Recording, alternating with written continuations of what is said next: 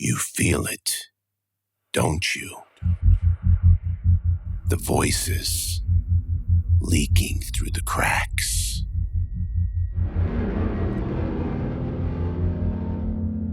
That pressure against the inside of your skull. You didn't find Mad Tales. Mad Tales found you.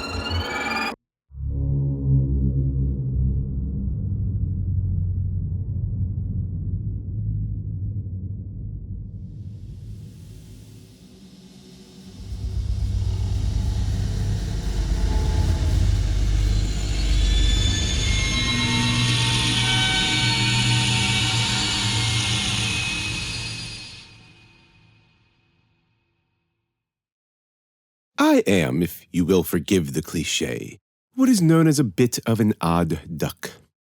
That is, if by odd duck one means educated sleuth. To be sure, I have achieved my fair share of peccadillos, to wit, the incident with the aquatic waterfowl when I was 5, the unfortunate fascination with that actress at age 12, nearly every day of my second senior year in high school, and finally, an episode I refer to as the mortification beneath the train bridge when I was 20. However, that should not be held against me. The world is filled with brilliant, if difficult men. Walter Bishop. See Auguste Dupin. Hercule Poirot.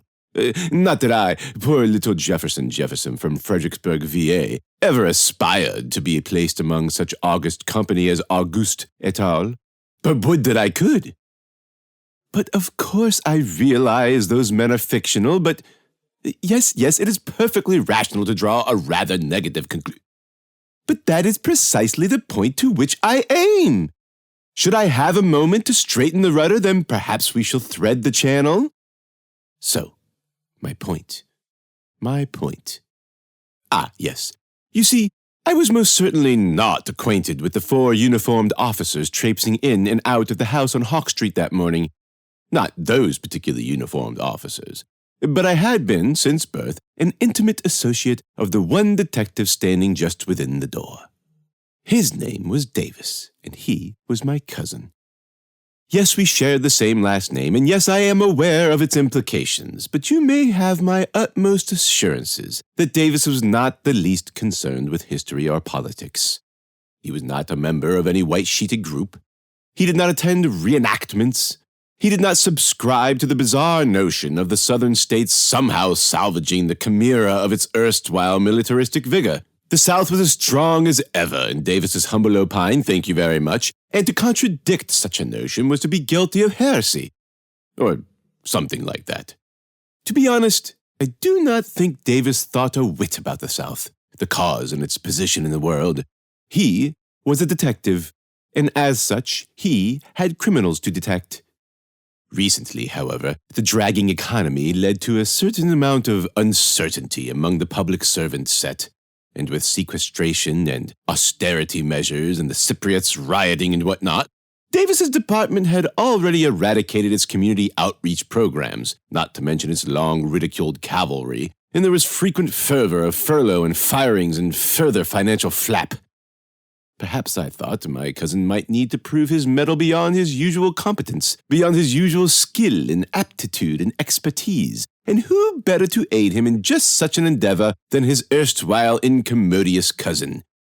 I, in other words, wanted to help? Is that the word I'm looking for? Well, if not, it will do for now. Davis had always been handsome, yes, and even now, even in his advancing years, he retained the square jaw and evenly proportioned features humans find so attractive. The golden ratio, what? Though his frame was still trim, still demonstrative of a lifetime's effort on the pitch or diamond or court or wherever it was the good man spent 43 years spiriting ball or birdie or what have you into some narrow orifice or other, did I detect a burgeoning paunch at his midsection? A certain fleshiness to his chin? A pronounced recession of the hairline? We all grow old, do we not? Even former high school sports stars. I, for one... No, there is not a hint of that particular emotion in my voice, and besides, green does not wear well on me. To his credit when he did finally notice me standing there across the street. Davis did not scream or yell or pitch a fit. He was a professional after all. No, he didn't entirely ignore me per se. Mama D would have descended into a state of drooling convulsion had he executed such a common pedestrianism. But he did proceed with his duties for a time until he finally disposed himself to pull away for a moment to parley with a beloved, if long-absent cousin. I declared his name as he crossed the street, a respectful, if familiar, "Ah, Davis." I noticed his chosen attire was not nearly as natty as I expected. He was a public servant, I suppose, but gracious me, could they not afford to pay him just a parcel more? Enough to, perhaps, invest in some quality footwear? His sport coat, while immaculate, was certainly straight off the rack, and the thread count on his cotton shirt must have numbered in the ones. Tisk tisk, FPD, tisk tisk. I, for one, picked my ensemble with an eye to impress. My shirt, Ralph Lauren, thread count, 80. Pants, Armani, 100. Shoes, e testoni. I accessorized also. I bought a new Samsung Galaxy. Nonetheless, after putting the final flourishes on my morning's blog, I informed my dear cousin of how good it was to see him again. "Jefferson, what are you doing here?" He cringed at my clothes. "And where'd you get the money to buy this?" I informed my cousin that, although yes, I'd been recently let go, rough economy what, sequester cuts and layoffs, etc. ad infinitum, he needn't worry about my financial situation. Davis, however, did not seem to enjoy this particular response. He pinched the bridge of his nose and sighed. "Does Mama D know you're here?" "Of course she did. And may I ask, dear cousin, the nature of his day's work? Was it a kidnapping? A rape? Child abuse, sex scandal, suicide, domestic strife, drug bust, meth lab, burglary, carjacking, terrorism, homicide, Jefferson, okay? 2 college kids were murdered." "Oh dear, poor young ladies." "How did you know they were girls, Jeff?" "Please, Davis, dear, it's Jefferson and—" "Jefferson! How'd you know they were girls?" I pointed at the house from which 2 paramedics were hauling a young lady on a stretcher. "Holy Christ," Davis spat, and he ran across the street calling out for them to stop. He and the medics exchanged some choice words at the curb that ended with the medics pushing past him and loading said young lady on the stretcher up into the ambulance and slamming the doors tight behind them and speeding off seconds later, the siren screaming in the early summer morning. It would appear as though the job were not entirely complete. I sucked my teeth. Davis spat a curse on the ground, hands on hips, sport coat pushed back, issuing the classic pose of the exasperated police detective. I've watched many television programs, and not just during that stint of untoward unpleasantness with the state, but more recently I've watched them, though weathered might be a more apropos choice of diction, with Deirdre, my grandmother. Her preferred moniker, much to my endless mortification, was Dee, as in Mama D, which, yes, she forced me to call her. Mama D loved to watch police procedurals, and the plots were as ludicrous as they were monotonous.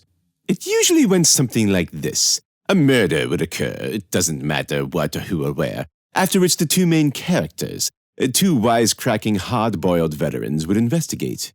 2 attempts to solve the crime ensued, the first one abortive, the second one not so much, and then one of the heroes found himself in tense confrontation with the killer. Sometimes he killed the killer, sometimes the killer gave up, but no matter what, the lead detective always finished the show with a clever line of dialogue. "You don't know what it's like," the killer would say, "to kill someone." Then the lead detective would shoot him. And after he kicked the killer's weapon away and made sure he was dead by pressing fore and middle finger on carotid artery, he holstered his own gun, rose to his feet, sighed, and said, "Like this? Like this." Clever dialogue. Textbook procedure.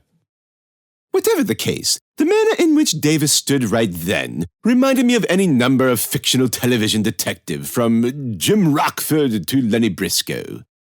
Then he crossed the street to me. "How did you know, Jefferson?" I informed him again. I did not know anything. I only saw a young lady being carted out of the house on a stretcher. I did not know where I'd been all morning. No. Listen, I did remember where I'd been. I was here. I mean, no, I was at home with Mama D, and then I went for a walk, and I saw him, and now here we were. And why was he yelling at me? Why was he yelling at me? Why was he yelling at me? Why was... I am somewhat at a loss as to what occurred next. Davis must have struck me, yes, because for some reason I was on the ground, and he was standing over me saying, Okay, Jefferson, you're okay. My face was wet with tears, and the gawkers by the yellow police line were now gawking at me, the nerve. He must have hit me. Davis often hit me, yes, I'm telling you, it's true, he hit me. He hit me when we were boon companions in childhood. I told him this. I asked him if he enjoyed hitting me. I told him he must enjoy hitting me because he'd done it so often. My face must be particularly attractive to his fists, I said. Davis swallowed hard. Jefferson, you're my cousin and I love you, but you can't do stuff like this. There's been a murder and I've got a job to do. If you want, I'll catch up to you at Mama D's tonight, okay? We can talk then. I said nothing. Davis waited for a minute or so, and then he sighed. Okay, he said. Promise me you'll take your meds, right? I said nothing. Jefferson, I've got to go. Go home and take your meds. Leave the police work to the professionals, okay? I continued my silent vigil. Davis sighed again. He said, okay, again. He wiped his hands off on his department store slacks, and then he turned and sauntered back to the crime scene. And how does one do real police work? I inquired after him. Like this, Davis said over his shoulder. Then he trotted up the steps and disappeared inside. Like this. Clever boy. Was there a certain otherworldly zestiness to my current case? A pinch of peculiar, an essence of ethereal? Or was I fooling myself, living on Grub Street and dreaming of Baker? The thought plagues all the greats, my friends, and I will not discount myself among their number. I mulled the events of the day as I pulled into the drive of my grandparents' way, the headlights falling upon the suddenly active forms of my beloved canines Howard and Philip. I named them, of course, after the great Monsieur Lovecraft. Though, given the circumstances, perhaps the monikers Raymond and Chandler or Dash and Hammett would have been more suitable. C'est la vie. Howard, a basset hound, had the mean and droopy eyes of Jerry Orbach, while Philip, a mastiff, behaved more like a hyperkinetic pugilist. Rocks clattered the wheel well as I trolled up the long drive, barking up a cloud of dust in my wake. I parked at the top of the circular way and watched as their forms sprinted toward me, feeling immediately centered, tethered to the earth. Have I mentioned this before, my predilection for brute beasts? It is not unheard of, certainly. Many of the world's greatest were similarly inspired. Animals, not music, Mr. Seeger, soothe the soul, fasten feet to floor, stick the wit, humor the humours. The familiarity of the family grounds, Northrop, provided additional comfort, especially after the scene on Hawk Street. Though my face bore no hint of Davis's fists, all the more evidence to his experience with hitting me, I could still feel the imprint of his knuckles. But the ill will that broiled in my temples the rest of the day seemed to dissipate that moment I placed my hand on the brass doorknob to my home. Perhaps Dr. Black was correct. Perhaps I couldn't do this alone. But why did I feel so elated? As if all of that black anger had, upon stepping into the air-conditioned foyer, turned into white vapor. You will, of course, inform me of my sojourn of sorts, the hours-long stroll through the streets of the city upon which I embarked following Davis's outburst. Psychic trauma alleviated by physical activity, what? The bottom floor was dark and empty. Mama D's television blared from her room upstairs. She had a hearing problem, Mama D. That's what she called it, at least. The rest of the world labeled it partially deaf. But our family preferred poetic euphemism. Mother didn't die of cancer, she wasted away. Father wasn't an alcoholic, he was a tippler. Brother Joseph didn't blow his head off with a shotgun, he suffered the dismals. Mama D wasn't nearly deaf. She had hearing problems. Grandfather was most likely out on the back deck reading. The sweat on my skin dried and cooled in the central air. Mama D kept the house at Antarctic levels due to her life change. The scent of chicken and vegetables filled the air, and mashed potatoes, and freshly brewed tea, and beneath all of that, apple pie. My stomach gurgled, and I realized I hadn't eaten since breakfast. "Jefferson, is that you?" Mama D called. "Quite." Why are you back so late?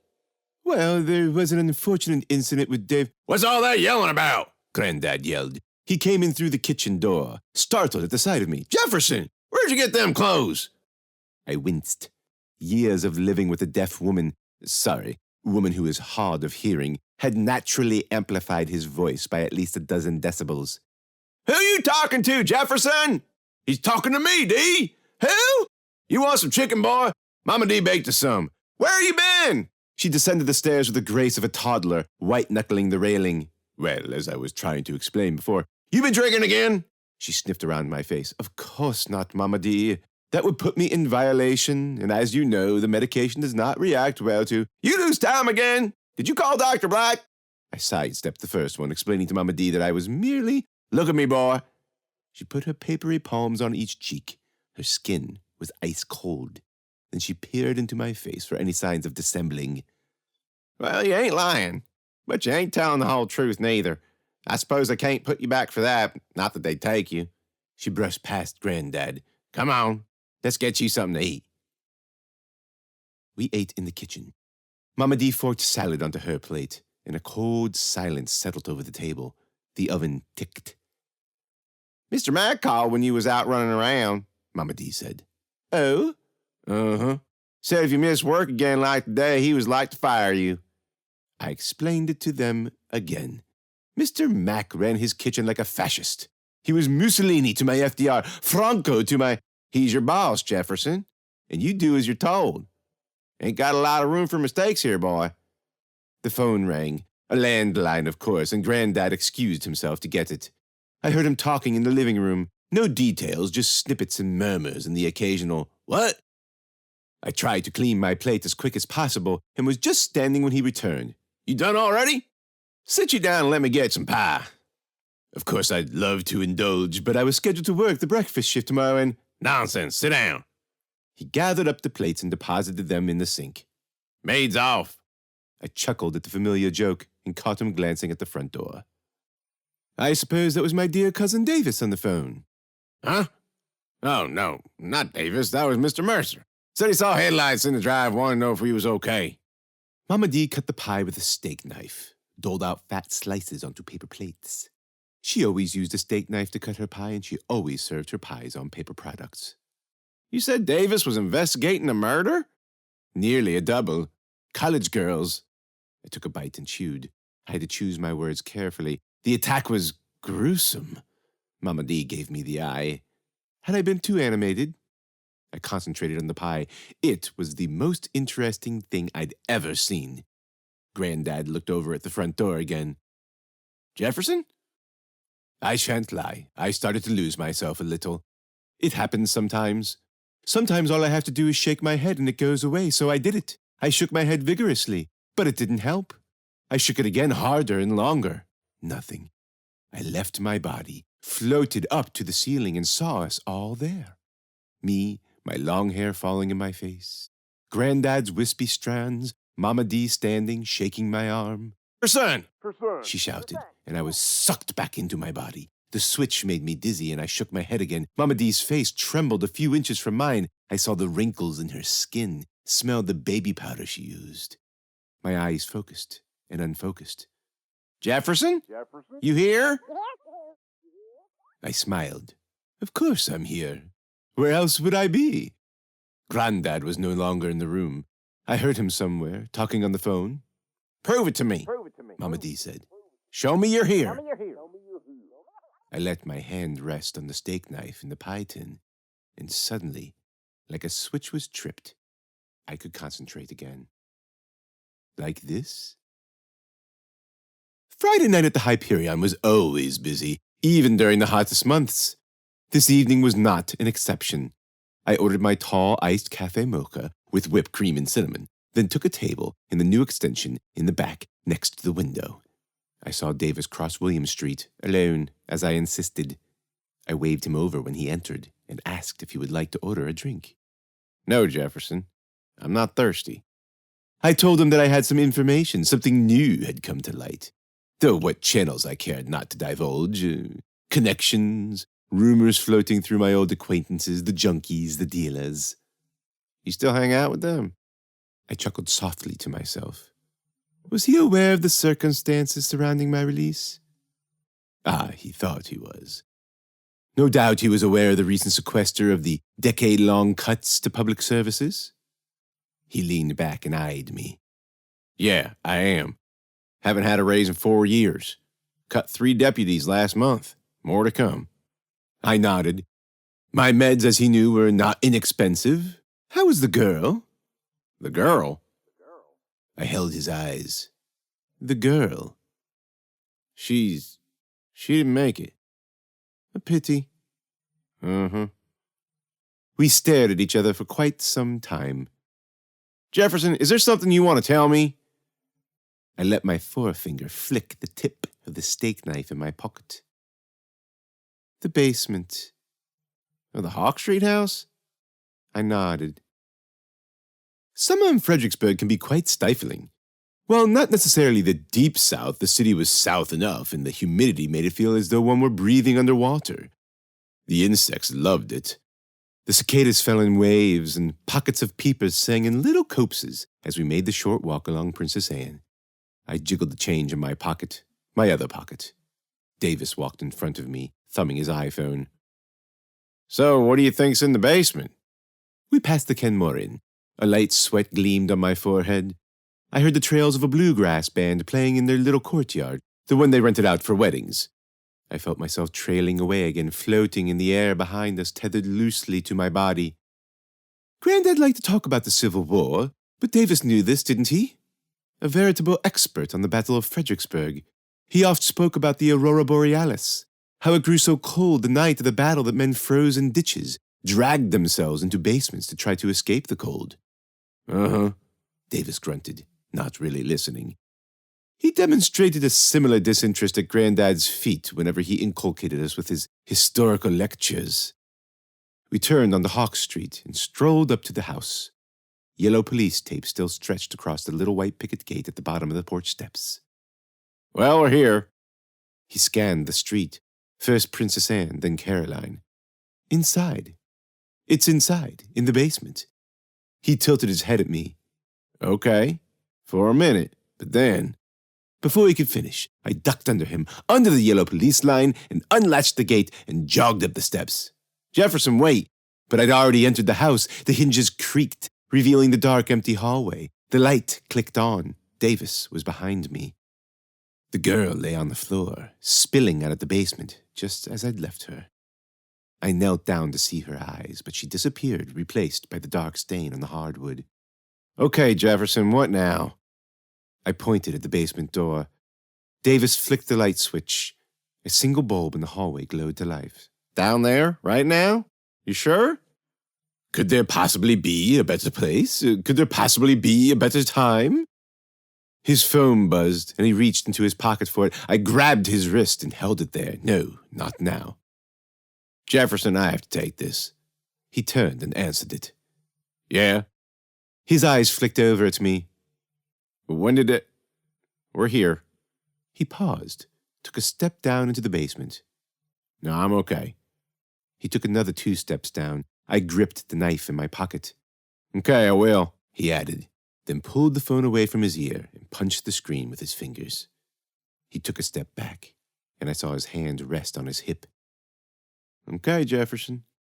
So how'd you do it?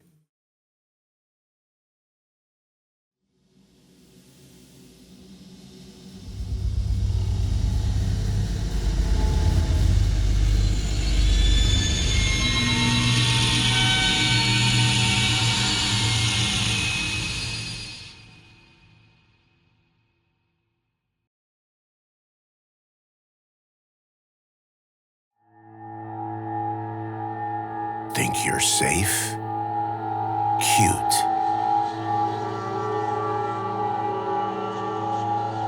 If you're still breathing after this story, maybe you're ready for more.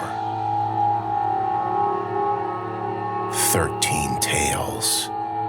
Murder, madness, monsters, and mayhem. Stories that will stick in your head like a bad dream and rot.